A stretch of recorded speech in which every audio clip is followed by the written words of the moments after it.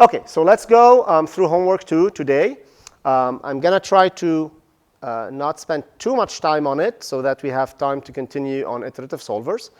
All right, so I'm going to drag homework 2. And this problem had a couple of questions about this problem, but I'm hoping, I think most of you figured it out. But the problem is much more complicated than the way I'm stating it here.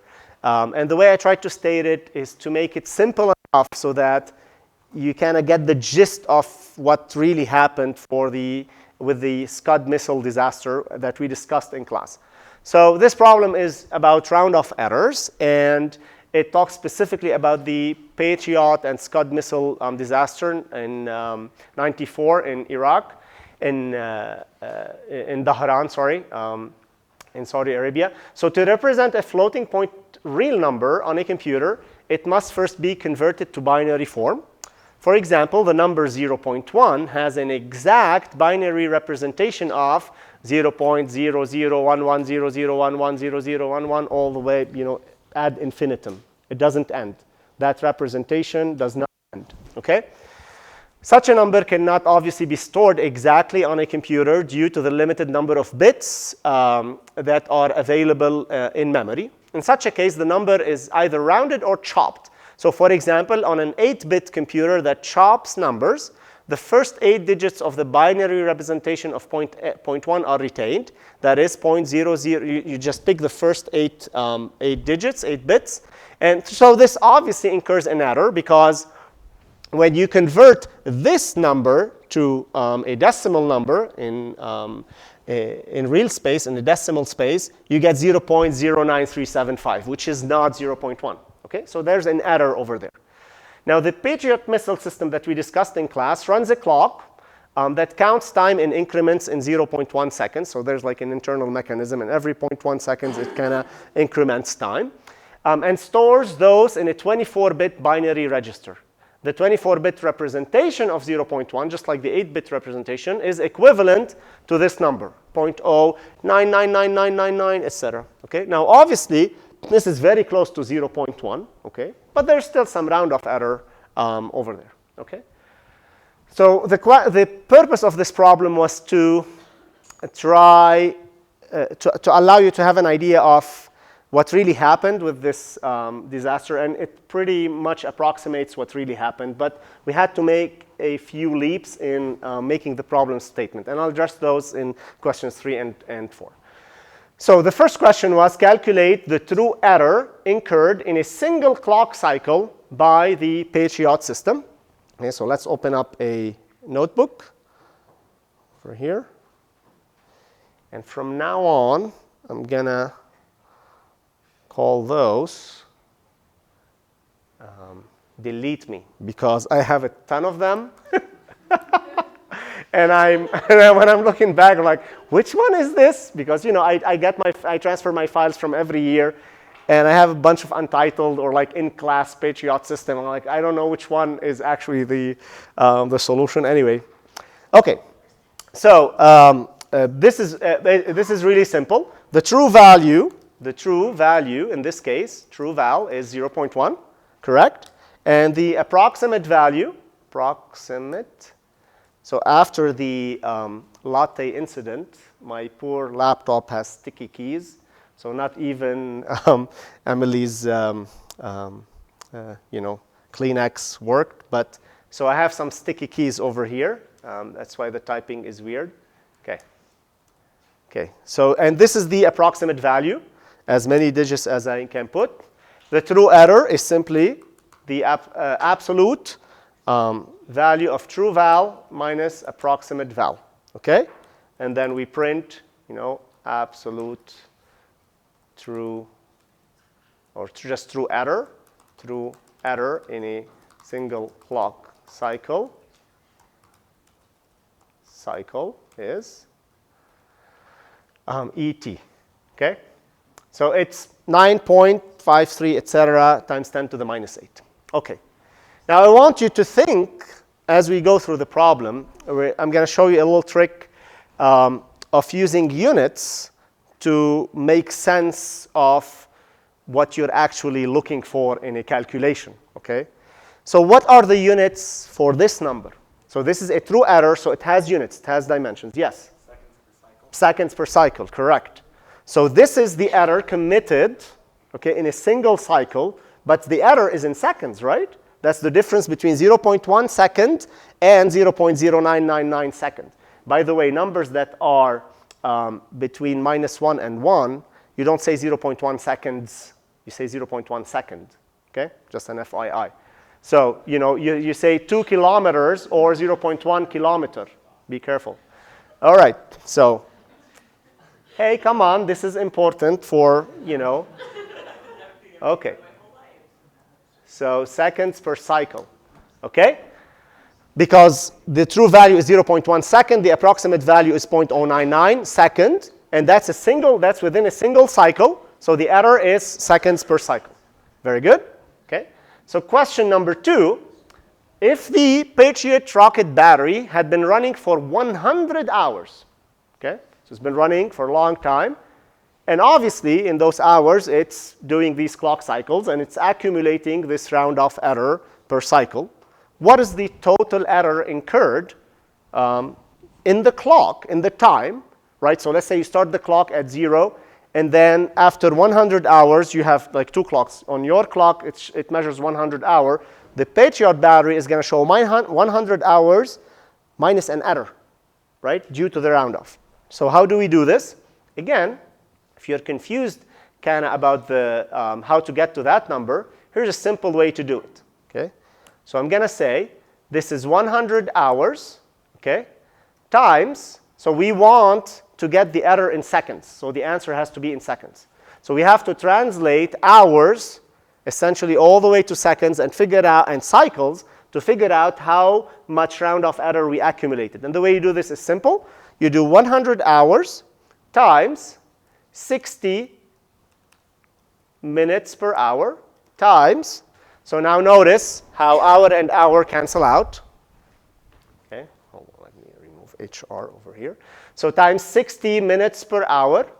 Now we need to get rid of minutes, and then we go to seconds. So times 60 seconds per minute, right? So hour and hour cancel out, minute and minute cancel out. Now we are down to seconds. Now we have 60 seconds. We are down to seconds. Now what is the error committed per cycle? It's ET, right? Seconds per cycle. Okay. Now we still need to get rid of cycle. So how many cycles are per second? 10 cycles, right? Times 10 cycles per second. And so cycles and cycle cancel out, second and second cancel out, minute, minute, hour, hour, you are left with seconds, okay?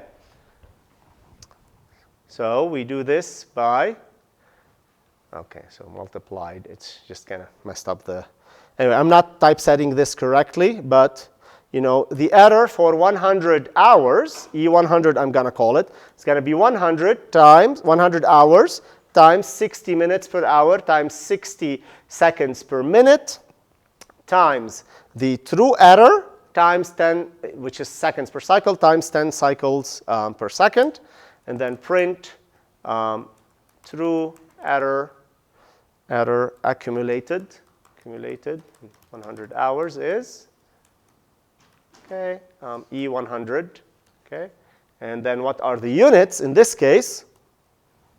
Seconds, right? That's the total error we accumulated in 100 hours. That's a pretty significant, it's a pretty significant number given what's going to come next. So, and that's where some of the confusion came up. But if you think about this number, 0.34, you know, is it a large number or small number? You could say it depends. If you're trying to calculate distance, which is what we're going to do next, for objects that move very, very fast, an object moving at 2,000 miles at 1,000 kilometers per second, 0.3 seconds is a lot. It's a lot of distance to cover. Makes sense? So that, in that case, this number is large and significant. Okay? So let's look at the third question, which may lead to some confusion. Now, let me just read it. When a missile is detected, the Patriot system takes the difference in time between two radar pulses to measure the speed and location of the detected missile. So essentially, what it's doing is like beep, beep, beep, beep, and it takes the difference in the clock time between these two beep, beep, these two pulses, okay? Now, obviously, there is an interval of time. Maybe these pulses are done at 0.001 seconds or whatever. We're going to neglect that, okay? And I'm not asking, so I didn't ask you to do that, so no worries there. The error you calculated in question 2 actually corresponds to the error in time committed by the Patriot system between two radar pulses. So think of it this way. After 100 hours, what happened in practice was that the first pulse was using a high accuracy clock, okay, that didn't care whether it was still running for 100 hours, but it was very high accuracy. However, the second pulse was running on a different clock that did the 24-bit register. And then when you take the difference in time in the clocks between pulse 1 and pulse 2, neglect the difference in time between the pulses. So if it's 0.01 seconds between the two pulses, neglect that. The difference between the two pulses is this error, 0.34, right? 0.34 seconds. Agreed? Okay. So now if a Scud missile traveling at 1,676 meters per second is detected by the first pulse, calculate the distance traveled by the missile as computed by the Patriot battery. Okay?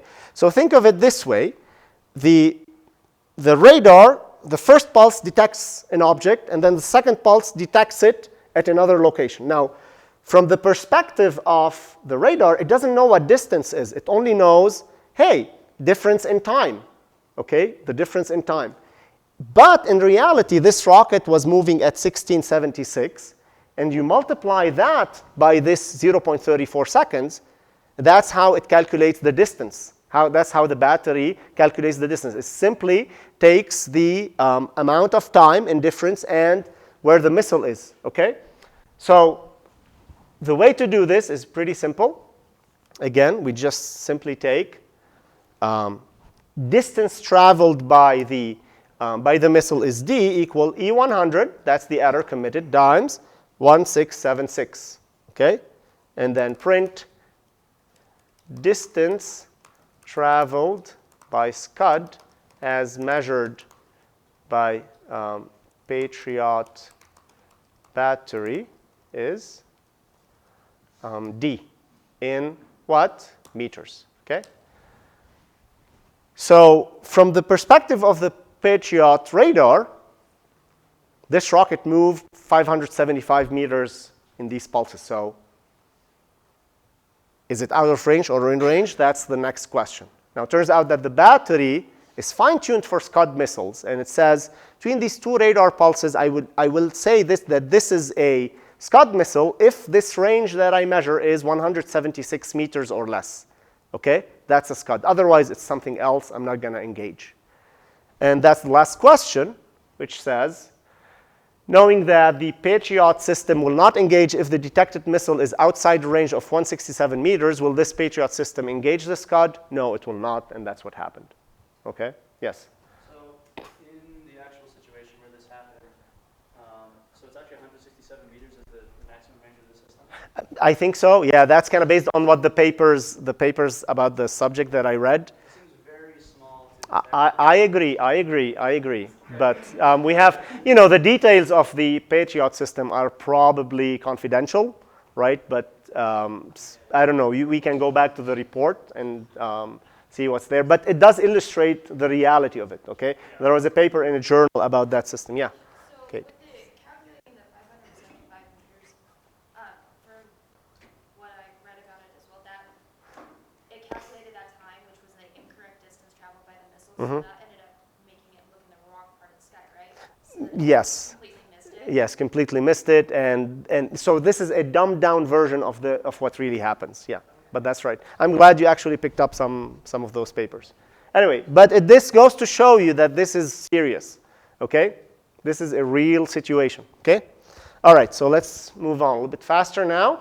Okay, we learned in class that approximate relative errors, epsilon a, can be, so remember approximate relative error was the difference, was the relative error between a high accuracy approximation and a low accuracy one, okay? And can be used in computing Taylor series to get an idea of how big the error is. For example, you can use this idea to keep adding terms to the Taylor series until epsilon a is less than 1%, okay? Say, you know, I wanna compute a function using Taylor series down to error of a tolerance of 1%. Now, there's another way to set a desired accuracy by specifying how many significant digits one wants in a calculation.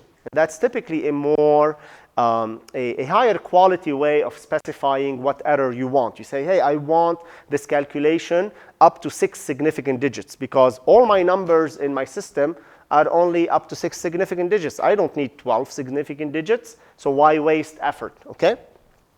A significant digit is a digit, I'm assuming you know that, you learned it, but here's a reminder, is a digit is in a number that we know with very high certainty, okay? So even if it's a 0, you know, 2.350, if you know that 0 with certainty, you write it down, okay? So the more significant digits a number has, the more certainty we have in that number. Now, there's research that's been done, and one can guarantee that at least m significant digits, 4, 5, 10, 15, can be, m significant digits can be guaranteed if the approximate relative error, okay, so you can get at least m significant digits if the approximate relative error is less than 0.5 times 10 to the 2 minus m, where m is the number of significant digits, percent, and this is in percent, okay? For example, if you'd like 4 significant digits, your approximate relative error must be less than 0.5 times 10 to the minus 2%, okay? And here's the question. Write a Python script that computes the sine function using a Taylor series expansion up to a desired number of significant digits. So I want you to write a function that computes the Taylor series of the sine function up to an arbitrary number of significant digits that the user specifies, okay? Your code should keep adding terms in the Taylor series until the desired number of significant digits is achieved. The number of digits is to be specified by the user. Recall that the Taylor series expansion for the sine function is given by this guy. And test your script to compute sine 1.5. Oops. Let's see, sine 1.5 for 1, 2, 4, 6, and 12 significant digits, and report the number of terms required to achieve those accuracies. And I give you here a little script on doing the Taylor series, but for the exponential function. Okay. All right. So let's go ahead and start this. So I'm going to define Taylor sine function, Taylor series for the sine function. So what do we need our Taylor series function to do? What is it? What inputs does it take, and what outputs does it provide? Yeah. You need the m error. Yeah, the number of significant digits. Okay. So let's call this n sig, number of significant figures. What else? Yeah, so let's call that x. So, we're doing sine of something, right? So it's this value, okay? What do we want it to output? Just as I program this, what do we want this to output? So the approximated value. Okay. Well, I think in the question, so like how many terms? Yeah. So why don't we return the number of terms it took to get to that value, the value itself? We could also return the error, right? It's up to you. Okay. Right? So let's see. Okay, so this one was doing while error. Okay, so essentially I want this entire, this whole thing we wanted. Okay, so let's start by defining a, actually we need to define the tolerance first. And then let's define our target tolerance is 0.5 times 10 to the power 2 minus n sig, correct? That's what was given in the problem. Okay, so that's our target tolerance, okay? So target tolerance in percent, okay? And let's start by defining a value for the absolute for the approximate relative error, remember we're going to compute the approximate relative error as we add terms in the series. And then we're going to stop once we hit the tolerance, OK? So epsilon A, I just start with the value 1,000. Doesn't matter. Just make sure it's larger than the tolerance. And just from doing this over here, old sum and then new sum, what I'm going to do here is, see, old value is 0.0, it's just a variable to declare it. And number of terms is equal to 0. Okay? And then we're going to start a loop. What is best to do here? Is it a while or a for loop? While. Why? Because we don't know how many terms we need to go to. Yeah, it's just, it has a built-in if statement. So we're going to say while our approximate relative error is less than the tolerance, the desired tolerance, let's just keep adding terms. Okay? So let's do while epsilon A is greater than tolerance, okay, do things. Okay? So we start by doing new value, which is equal to old value, right, plus, what is the formula for the sign? It's minus 1 to the power n over factorial of 2n plus 1, correct, times x to the power 2 times n plus 1, right? It's 2n plus 1 factorial, x to the, yes? You need to import math. Yeah, yep. Okay. So from math, import factorial. Okay? Okay. Now, we have an old value. We computed a new value. Okay? Now we can compute a relative tolerance. And epsilon, so let me just copy that from here. Epsilon A is absolute of new val minus old val over what? New val, right? Times 100. Remember, this is in percent. And then we set old value to new value. Okay? And then we increment the number of terms, right? So we need a counter to track how many terms we have added, right? So once we go in, we essentially started with 0 terms. This would be at the first time we enter, this would be 1 term, and then 2 terms, 3 terms, okay? And then what do we return? We want to return what? N terms, yep, new val, and let's say epsilon A, okay? And what this means for a function is when you call the function, that function is going to return 3 values separated by a comma. So how do you call the function? You say, you know, A, comma, B, comma, C equal my function, whatever, okay? And that will fill the values correspondingly. You'll see that in a second. Okay, so now we can test this. Taylor sign at 1.5 and 3 significant figures. It gave me an error, okay? Because n is not defined. Okay. So what I'm going to do, I'm going to change n terms to n, because I don't want to write n terms everywhere. Okay. Okay.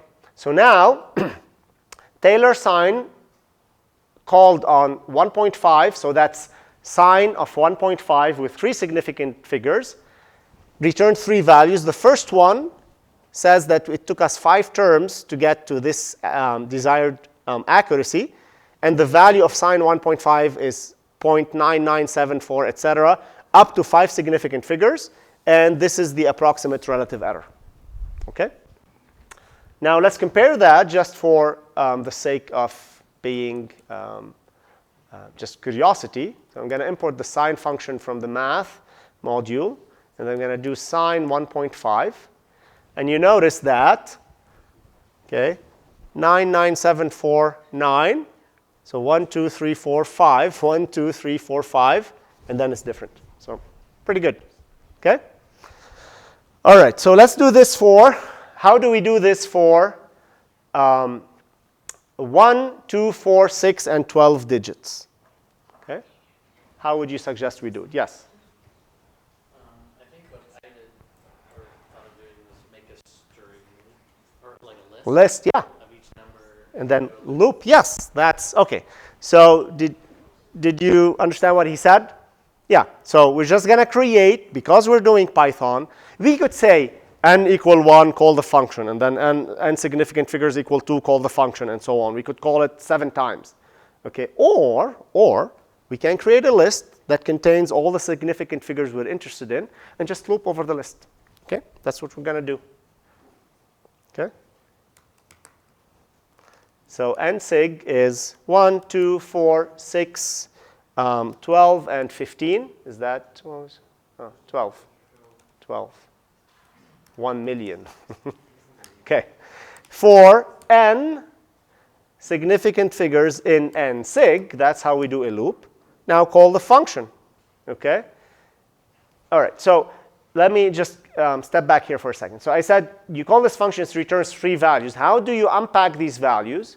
You can unpack them on the spot. N terms, val, and then error. So now when you do n terms, it gives you 5. When you do val, it gives you 0.997. And when you do error, etc. So here's what I'm going to do. N terms, val, error is equal to Taylor sign. And I'm going to call it on 1.5. Or you could say x equal 1.5. And we call it over x over here.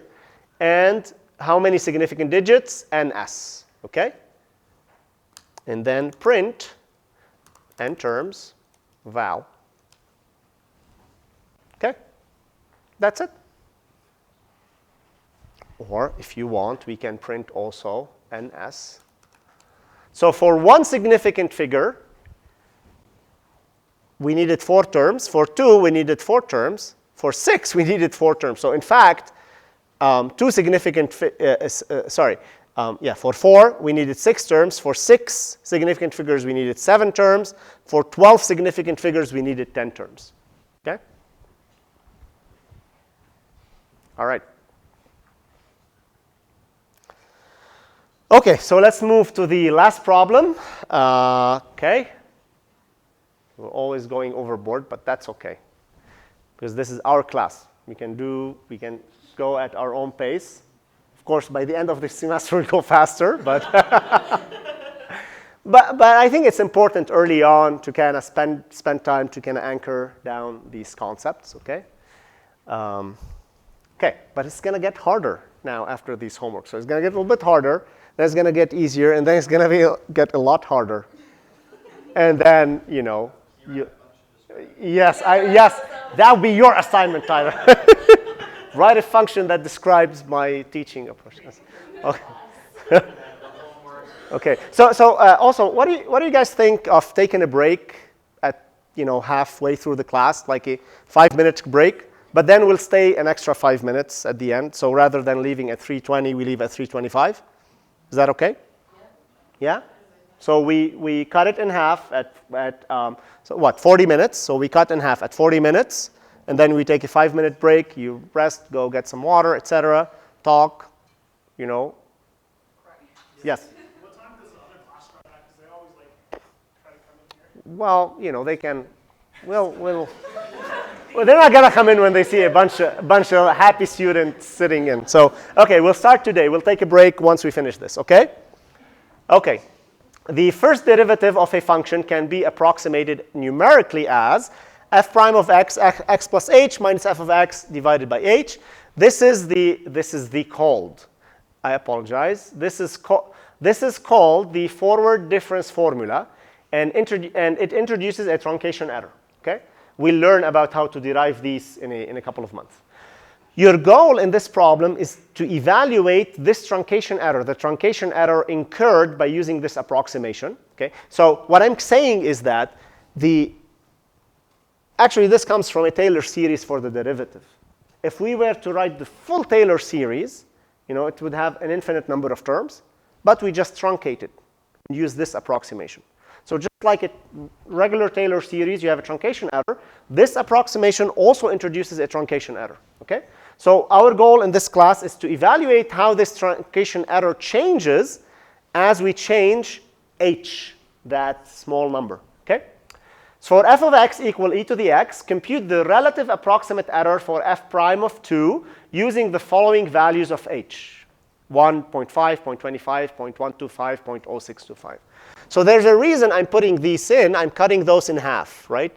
1 divided by 2, 0.5, divided by 2, 0.25, divided by 2, divided by 2, okay? Now, when you hear approximate relative error, what I'm saying here is I want you to use the higher order approximation minus the lower order approximation over the higher order approximation. So we're going to take the approximate value at 0.5 minus approximate value at 1 divided by approximate value at 0.5. That gives us the approximate relative error, okay, at 1. And then we do the same at 0.5. We take the difference, take the difference, take the difference. Clear? Just like we did with the Taylor series. Think of the values evaluated at these higher order, at these smaller values of h as better approximations. Okay? Okay. So let's do this. Right. Okay. Now I'm going to import. And I'm going to do this. Okay. Let's first import numpy as mp. Okay. And I'm going to define a derivative. Now, just a heads up. In the question 3, we use a different approximation. And I'm claiming that this is a better approximation, as we will see. So bear in mind, you're going to have another definition for the derivative, another approximation for the derivative. So I'm going to call the first approximation as df1, right? For derivative of f1, it's the first approximation, okay? So what does that need? We did this in class the other day. We need a function f, we need a value for x, and we need a spacing h, okay? And what I'm going to return is f of x plus h minus f of x over h, all in parentheses, okay? So that's it. That defines our derivative. Now, at x, we wanted to evaluate the function e to the x. What is it? Yes, e to the x at 2, okay? So x is equal to 2, okay? And, okay, so x is equal to 2. And so the way you want to do this would be, for example, epsilon a is equal df1 for np dot exponential. Let's define f as np dot exponential. Okay, let's see if this works. F, x, and h. What is h? Let's start with. Okay, let's do the first h is 1 or 0.5, right? Minus df1 fx 1 over the higher order. So what I'm doing here is just showing you how I would evaluate the error between those two values, right? The relative approximate error is the value at 0.5 minus the value at 1 over the value at 0.5. Current approximation or high accuracy approximation minus low accuracy approximation over the high accuracy approximation. Agreed? So that's what I'm doing in Python, but that's just the brute force approach. Okay, we're gonna not do that. Okay, so let's call h1 is 1 and h2 is equal to 0.5. Really what we're doing is f prime at h2 minus f prime at h1 over f prime at h2. Agreed? Times 100. And then print epsilon a. Okay? So that gives you an error. Now, of course, we can keep doing this for all the h's, right?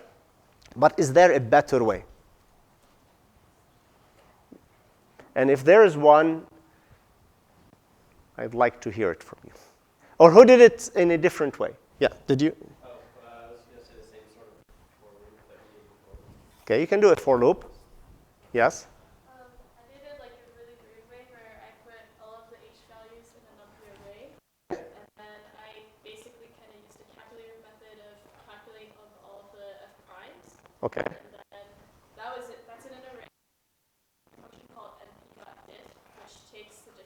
between its neighboring values. Okay, okay, almost there. Okay, so here's what we're going to do. Okay, we're going to use the concept of slicing of arrays. Okay, let me first write down the values of h. Okay, so we did talk about this in the EasyPy slides. If you remember, we used the column notation where you can slice through an array into like a portion of it. Okay, so let me first just write down h as a NumPy array. Okay, that contains the values. What are the values of h? They were what? 1, oops, yeah, 1, 0.5. Okay, so the values of h are 1, 0.5, 0.25, 0.125, and then 0.0625. Okay. Now, I claim that we can call this function directly on this entire array. Okay. Let me show you how. Remember, everywhere you use NumPy arrays will be consistent with each other. That's the nice thing about NumPy arrays. Now, the way I define the function, I am passing a NumPy type of exponential, not the math exponential. I'm passing the exponential from NumPy. That means that if I pass an array, a NumPy array to that exponential, it's going to return a NumPy array. Okay? So, just the same way you would do np.exponential of h is going to return an array of the exponential evaluated at each one of those values. Rather than just calling np.exponential, I'm going to call df1. So see how this works? Okay? So df1, we already defined f as np.exponential. X is a fixed value. Let's just call it x0 to make sure to fix the value that this is a fixed value, and then h. Okay. Okay. Now, what this array contains, it contains the derivatives, the approximate derivatives, okay, evaluated at all of these h values. Okay. Now, how do we do the relative error? If only there was a way. If you think about the relative error, it's taking this value minus that value, and then this value minus that value, and then this value minus that value, this value minus that value. In other words, it's taking this set minus that set. Can you see that? Are you with me? It's taking the higher order approximation minus the lower order approximations. Even if this list was 1,000 long. It's always going to be the higher order minus the lower order. So what I'm going to do now, I'm going to take a subset of this array, these 4 elements, 1, 2, 3, 4, and subtract them from these 4 elements, and then divide them by these 4 elements. Okay? Right? Okay. Okay, so now let's call derivs. Let's call this as a variable. Now, let's print it just to show you kind of how. Okay, so derivs. Okay. Now, let me show you how slicing works. Derivs. Okay. Slicing works by simply putting 2 indices. Like if you want 1, 2, 3, it's going to give you. So indexing goes from 0, 1, 2, 3, 4. This slicing says take index 1, so this guy, and go to the last element minus 1. So this gives me entries 1 and 2. Okay? Same thing if I do 1 to 4, for example. It gives me 1, 2, and 3. Okay. So how can I take 1 to the end without even knowing how many entries I have in the array? -1 will give you 1 less. Nothing. Just, yeah, 1, yes, 1 and column. So if you do 1 that, it gives me the subset array that starts at 1 all the way to the end. Now conversely, I could do derivs. Remember, indexing works negatively as well. So what if I want the first element, the second, all the way to the one from the last element? So I do a -1. I invert that operation, and I do -1 over here. And it gives me, so it starts at the first element all the way to the last element -1. So it gives me the first, the second, the third, and the fourth. So now with this slicing, I can take the difference, okay? So here's what I'm going to do. Error is equal derivs 1 to the end minus derivs beginning -1 over derivs beginning -1, okay? Does that make sense?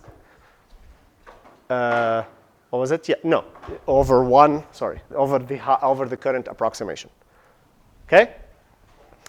Current approximation, subset, minus lower approximation, lower order, over high order approximation. Take absolute value, multiply by 100. Absolute value times 100. And then print.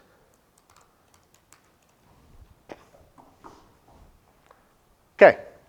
Now, this is where you come in as an engineer. This is a list of numbers. Oh, the error is 32%, 14%, 6.5. So what? What's a pattern that we can detect here? Is there a pattern that we can detect? Yes. It's cutting about half. Yes, yes, yes. Now, let's look at this. So print H and error. Okay, so I'm going to print them separately. Print error. Okay, notice this. As we go from 1 to 0.5, we go from 32 to 15. Then we go from 0.5 to 0.25. We go from like 15 to 6.6, almost half. Then we cut in half, and then we go from 6.6 to 3.2, which is also half. And that is actually the true observation here, is that as we cut H in half, we are cutting our error in half as well. And that's the key observation. Now, how can you do this? How can you show this? We need to take these ratios, 32 over 14, and then 14 over 6, and then 6 over 3, or the other way around, like 14 over, because 32 over 14 is going to be about 2, right? So I'm going to take the ratio of 14 over 32, and then 6 over 14, 3 over 6. And how do we do this? Again, we slice. I'm going to take this subset over that subset. And that is going to give me an error ratio. Okay?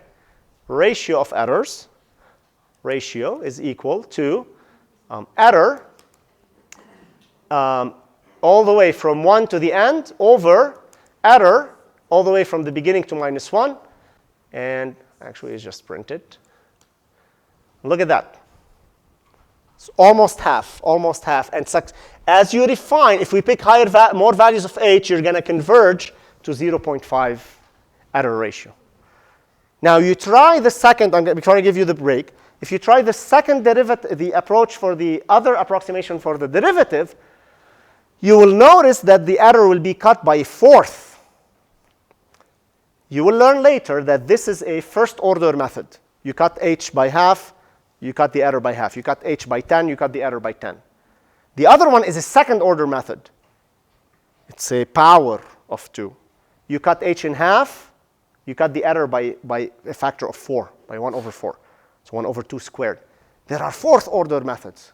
You cut it by half, you cut by 1 over 8. Okay? And so on. All right? You take a break. We'll continue with iterative solvers. Okay?